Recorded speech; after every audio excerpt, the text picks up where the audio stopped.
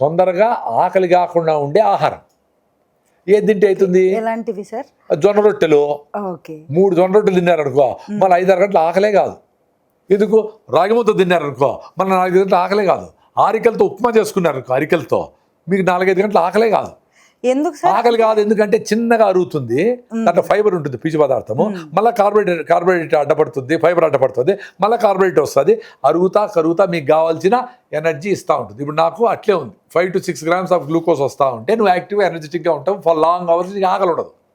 అదే నువ్వు తొందరగా అరిగిపోయి ఫాస్ట్ ఫుడ్స్, మైదా, బ్రెడ్లు, బన్నులు, మైదా, రొట్టెలు, చపాతీలు ఇవన్నీ తిన్నారనుకోండి తొందరగా అరిగిపోతుంది.